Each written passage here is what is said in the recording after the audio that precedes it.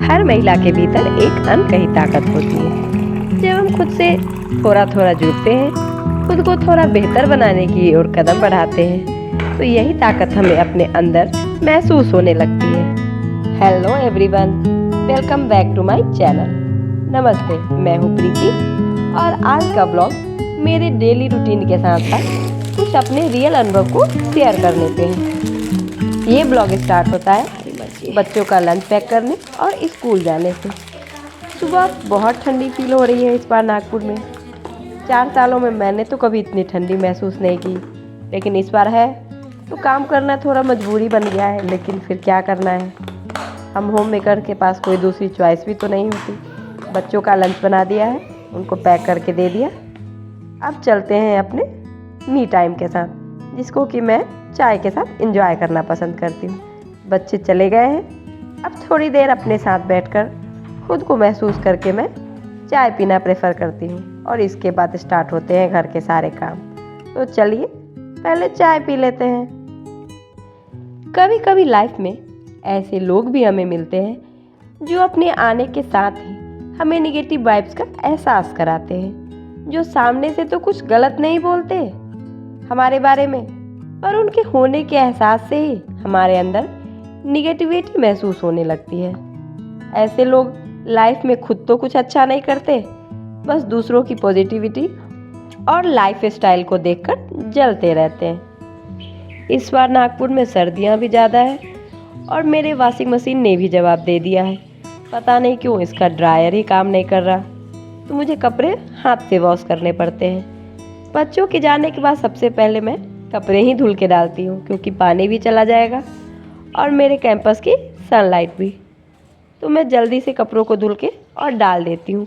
उसके बाद घर के अपने बाकी बचे चोर्स करती हूँ, क्योंकि कपड़ों को अगर 1-2 बार पलट दिया जाए तो वो हल्की धूप में भी सूख जाते हैं, क्योंकि नागपुर में टेम्परेचर कभी इतना डाउन नहीं रहता कि हमें कपड़े सुखाने के लिए ज़्यादा मशक्क़त करनी पड़े।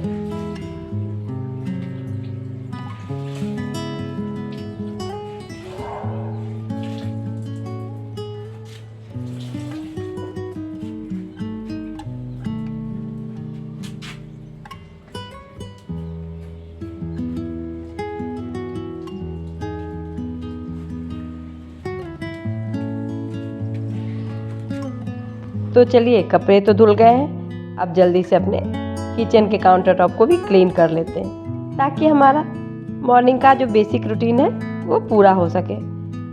ब्रेकफास्ट बनाने के साथ साथ ही किचन साफ़ करने का टाइम नहीं रहता।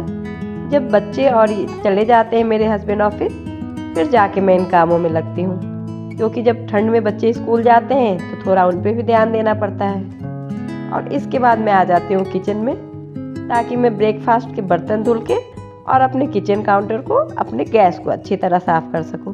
ठीक उसी तरह जैसे मन की गंदगी साफ़ करना ज़रूरी है, उसी तरह हमें अपने किचन के काउंटर टॉप को भी साफ़ करना पड़ता है, क्योंकि डर्ट जितने ज़्यादा जमा होंगे फिर उसे साफ़ करने में हमें उतनी मशक्क़त होगी।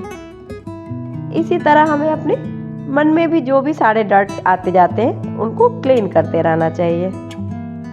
आप लोगों को क्या लगता है, कमेंट में अपनी राय ज़रूर शेयर करें। चलिए अब चलते हैं अपने नेक्स्ट टास्क की तरफ, बेडरूम क्लीन करना। उसी तरह जैसे कि ऊपर ही ऊपर हम अपने आप को ड्रेसअप कर लें, उसी तरह जब हम बेडरूम क्लीन कर लेते हैं तो हमारा घर ऊपर ही ऊपर ड्रेसअप हो जाता है। ये मेरा अपना रूटीन है, आप लोग का क्या है आप लोग ज़रूर बताना। इसके साथ ही हम जो बात कर रहे थे उसको भी पूरा करते हैं। हमारे पास इन निगेटिव लोगों के लिए कोई सॉल्यूशन तो नहीं होता कि हम अपने आसपास से इन्हें हटा सकें, पर हम इतना ज़रूर कर सकते हैं कि इनके साथ डिस्टेंस मेंटेन करते रहें, ताकि हमारे लाइफ में वो निगेटिविटी स्प्रेड ना कर सके। वो कहा जाता है ना, किचन में पैर रखोगे तो पैर तो गंदे होंगे ही। इसी तरह ये निगेटिव लोग भी है, जितना हमारे आसपास रहेंगे उतना हमारे अंदर निगेटिविटी को भरते जाएंगे। तो कोशिश करते रहें कि या तो इन्हें अपने आसपास ना आने दें, और अगर ये आसपास है तो इनकी बातों को अपने मन के ऊपर ना हावी होने दें। हम बाहरी गंदगी धूल को पूरी तरह तो नहीं रोक सकते, लेकिन हाँ, जब हम बाहर निकलते हैं तो मास्क तो लगा सकते हैं ना। ताकि हमारे अंदर ये हवा प्रवेश ना कर सके। ठीक बिल्कुल उसी तरह ये निगेटिव लोग की बातें भी होती हैं। चलिए, आप लोग से बात करते करते मेरा बेडरूम भी क्लीन हो गया। मैं ठंड के दिनों में बेडशीट के ऊपर ना ये पतले वाले जो ब्लैंकेट होते हैं उनको बिछा देती हूँ, क्योंकि ये गर्मियों में भी यहाँ यूज़ होता है और ठंडी में मैंने अलग से अपने लिए कोई वुलन बेडशीट नहीं लिया। नागपुर की ठंड इतनी ज़्यादा नहीं होती थी कि हमें वुलन बेडशीट लेना पड़े, तो फ़िलहाल तो मैं ऐसे ही काम चला रही हूँ। रेंटल रूम में आप ऐसे भी कितना ही सामान रखोगे, हर 4 सालों में आपको इधर से उधर जाना है, तो फिर मैं ऐसे ही अपने बेडरूम को क्लीन कर लेती हूँ।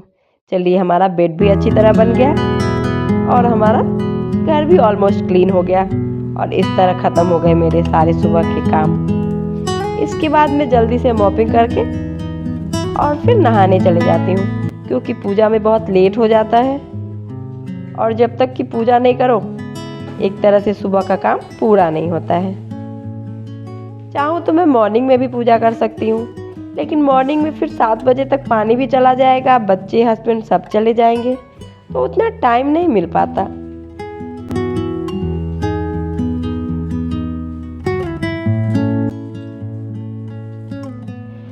मैं ज़्यादातर लंच की सब्जी भी ना नहा के आने के बाद तुरंत ही बना लेती हूँ, क्योंकि फिर बहुत लेट हो जाता है।